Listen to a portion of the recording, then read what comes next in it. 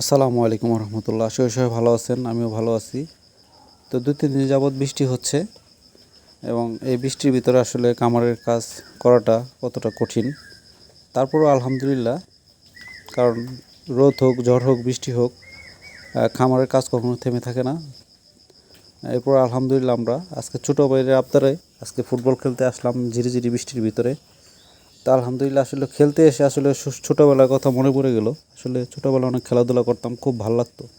আসলে ওই দিনগুলো আসলে খুবই মিস করি, কারণ এখন কাজের ব্যস্ততার কারণে আর আগের মতো সেই খেলাধুলা সময় হয়ে ওঠে না। তারপরও আলহামদুলিল্লাহ বৃষ্টি ছিল এবং বৃষ্টির ভিতরে আমরা আমাদের কাজগুলো আমরা চালিয়ে যেতেছি। আলহামদুলিল্লাহ কোনো সমস্যা হয়নি এখনও। তো এরপরে আমি বাড়িতে চলে আসলাম। বাড়িতে এসে মোটামুটি দুপুরে গরুগুলোকে দানাদার খাবার দিয়ে, বৃষ্টি ছিল এবং বাড়িতে কিছু পাকা কাঁঠাল ছিল, আগে পেরে রাখছিলাম। তো আজকে চিন্তা করলাম যে কাঁঠাল খাবো, ঠান্ডা বৃষ্টির দিন। তো একটি কাঁঠাল ভেঙে খাচ্ছিলাম।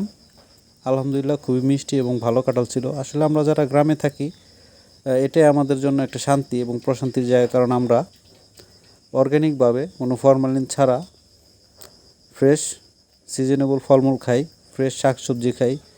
এটাই আমাদের জন্য অনেক। আসলে টাউনে, শহরে অবশ্য এই ধরনের ফল ফ্রুট ন্যাচারাল পাওয়া যায় না এবং দূর দূরান্ত থেকে প্রসেসিং হয়ে আসে।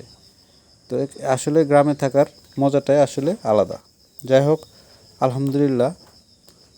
আসলে আমাদের এই চ্যানেলটি নতুন। আমার ভিডিওগুলো যদি ভালো লাগে তাহলে পেজে অবশ্যই ফলো করবেন এবং লাইক শেয়ার করবেন, এবং আমার পেজের ভিতরেই ইউটিউবের লিঙ্ক দেওয়া আছে, সবাই সাবস্ক্রাইব করবেন, দোয়া করবেন। আসসালামু আলাইকুম রহমতুল্লাহ।